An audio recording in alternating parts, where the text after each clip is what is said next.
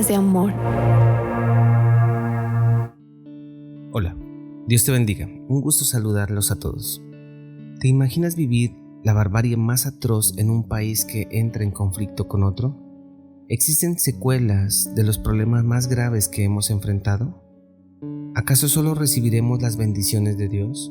¿Será que lo malo que existe en el mundo es simplemente despreciable para mí?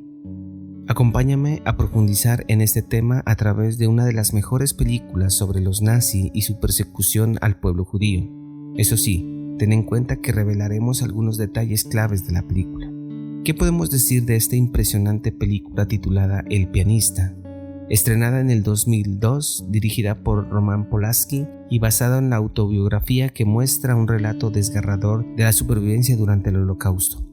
La narrativa sigue a Ladislav Szpilman, un pianista judío polaco, desde la invasión nazi de Polonia en septiembre de 1939 hasta la liberación de Varsovia en 1945. Este film, ganador de múltiples premios, entre los que se destaca la Palma de Oro y 3 Oscars, Mejor Director, Mejor Guión Adaptado y Mejor Actor, ofrece una mirada cruda sobre la resistencia humana. La historia retrata a Szpilman, quien antes de la guerra era un pianista y compositor reconocido. Trabajaba para la Radio Polonia. Con la invasión alemana, él y su familia son confinados al gueto en Varsovia, donde enfrentan normativas cada vez más opresivas, como llevar el brazalete que los identificaba con la estrella de David o verse obligados a inclinarse ante los soldados alemanes. Durante los primeros años en el gueto, Szpilman continúa actuando en cafés-restaurantes, usando la música como refugio de su identidad. Sin embargo, en 1942, durante una importante operación militar, es separado abruptamente de su familia y nunca más la vuelve a ver, la cual fue deportada al campo de exterminio de Treblinka. Mientras él logra escapar, el film retrata su lucha por sobrevivir, ocultándose en ruinas y edificios abandonados, donde enfrenta el hambre, el aislamiento y el constante temor a ser descubierto. Tal vez si cuento todo lo bueno de esta película nos extenderíamos demasiado, por eso destaco algunos momentos claves, como cuando Szpilman interpreta el Nocturno en Do sostenido menor de Chopin en la radio cuando los bombardeos nazis interrumpen la transmisión. En ese instante simboliza el colapso de su vida normal y marca el inicio de su calvario. O cuando inicia el confinamiento en el gueto, la familia Szpilman ingresa a este sector enfrentando condiciones insalubres, enfermedades y hambruna. O la violencia directa donde Szpilman presencia cómo un guardia golpea mortalmente a un niño intentando escapar. Y durante una redada, las fuerzas militares asesinan a una familia entera frente a sus ojos, incluido el acto desgarrador de arrojar a un anciano en una silla de ruedas por una ventana, uno de los momentos tal vez más impactantes de esta película. La supervivencia de Szpilman se debe a una combinación de solidaridad y momentos de humanidad inesperados. Inicialmente amigos no judíos lo ayudan, y más tarde el capitán Will Hohenzollern, un oficial alemán, lo encuentra escondido y conmovido por su interpretación de Chopin, le proporciona comida y refugio. Este acto, inesperado en el contexto de esta guerra, resalta la complejidad de la humanidad.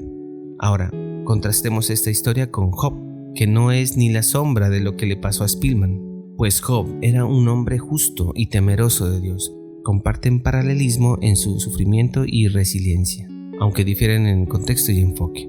Job vive en la tierra de Uz y es bendecido con riqueza y gran familia. Sin embargo, Dios permite a Satanás probar su fe, resultando en la pérdida de muchas cosas importantes para su vida. A lo largo del diálogo poético con amigos y Dios, Job cuestiona su sufrimiento, pero finalmente mantiene su fe. Ambos personajes se enfrentan pruebas extremas. Szpilman perdió a su familia y vivió escondido, mientras que Job perdió a sus 10 hijos, su riqueza y su salud en una prueba divina. Para los que han leído el libro de Job, encontramos una capacidad notable para resistir las circunstancias.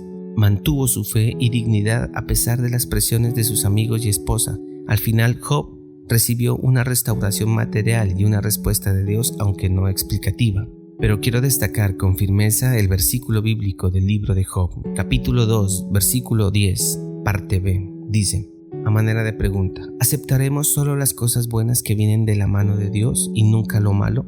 A pesar de todo, Job no dijo nada incorrecto. Esto no significa que Dios manipula el mal en su diseño. Al contrario, Él es santo y justo. Sin embargo, la soberanía divina permite la adversidad con un propósito superior. Similar a cuando un joven pide prestada una moto y sus padres se niegan porque saben que hay una redada policial en la zona. Para el joven esto parece malo, pues no puede salir, pero los padres, al protegerlo, actúan desde el amor y la sabiduría. Lo que él percibe como una privación en realidad es un acto de cuidado. O tomemos el ejemplo de un ayuno, donde limitamos la ingesta de alimentos para nuestro cuerpo, sobre todo para nuestro cerebro. Nuestra mente nos indica que estamos en aflicción, pero para el alma esto es un bien necesario. ¿Aceptamos lo bueno? ¿Un ascenso? ¿Un hijo sano? ¿Un éxito repentino? ¿1000 me gusta? Eso es fácil. Nos sentimos merecedores, incluso bendecidos. Pero cuando llega lo malo, un despido, un diagnóstico médico negativo, una traición, nuestra fe tambalea. Surge entonces la tentación de la selectividad espiritual. Cuestionamos a Dios como si de bondad dependiera de nuestra comodidad. En medio de las adversidades es natural cuestionar el porqué del sufrimiento. Sin embargo, es común que personas ajenas a la situación juzguen, afirmando que alguien está pasando por dificultades por estar en pecado, por hacer algo malo ante los ojos de Dios o incluso por merecer su ira. Estas afirmaciones superficiales, hechas sin conocer el contexto profundo de la vida de quien lo sufre, no solo son insensibles, sino también inaceptables. Cuando vengan las cosas malas, es el proceso de aceptación de lo divino, es ver que tú puedes sufrir y no es un castigo de Dios. Puedes estar pasando por situaciones complejas y no significa que te desviaste del camino que Dios ha puesto. O como en las iglesias de la prosperidad, donde te dicen que si das tanto, tendrás tanto. Pero te digo, ¿y si Dios no lo quiere así? Él es soberano, Él decide lo que es bueno para mí, para los que conforme a nuestra fe nos lo permiten. ¿O acaso el barro le dirá al alfarero cómo debe de hacerlo? Nunca.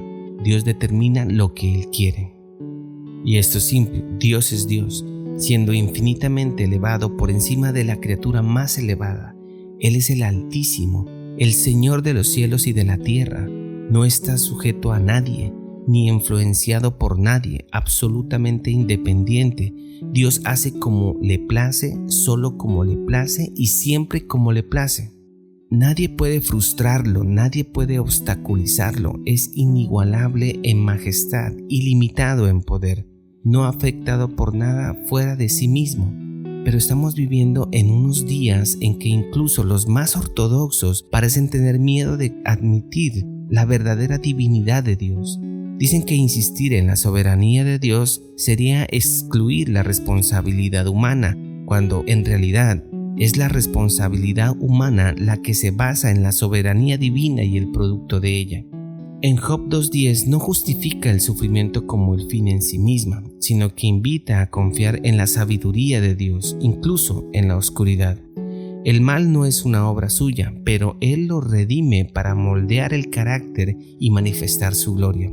La fe de Job desafía al creyente a adorar no solo por lo que Dios da, sino por quién es Él. Quiero dejar esto en claro, y sin querer hemos hablado de la supremacía y la soberanía del Señor, los cuales son atributos de Dios que nos llevan a conocer apenas un grano de arena en la inmensidad de un océano. El pianista, en la escena final de la película, Spielman interpreta triunfantemente una pieza de Chopin, la polonesa brillante en mi mayor, frente a una gran audiencia en Varsovia. Antes de los créditos finales se revela que Spielman falleció en el año 2000 y Honsenfer, el hombre que lo ayudó, murió en 1952 en un campo de prisioneros de guerra soviéticos. En términos cinematográficos, El pianista es una obra maestra que combina una dirección sobria con una actuación inolvidable de Adrian Brody, quien transmite el dolor, la soledad y la tenacidad de Spielman. Nos deja reflexionar sobre la capacidad del arte para trascender el sufrimiento y sobre cómo incluso en los peores momentos puede haber destellos de bondad. Entonces te pregunto, ¿solo vas a aceptar las cosas buenas que vienen de Dios? ¿Qué vamos a hacer con las cosas que no nos gustan? Son preguntas que deben rondar en tu mente de ahora en adelante. Si buscas una película que no solo te conmueva, sino que también te invite a reflexionar sobre la resistencia humana frente a la adversidad, El pianista es una obra que no puedes perderte. Prepárate para una película que sin duda dejará una huella imborrable en tu corazón y en tu mente. Bueno amigos, hemos llegado al final de este episodio. Gracias por acompañarnos una vez más en este viaje lleno de historias, reflexiones y emociones.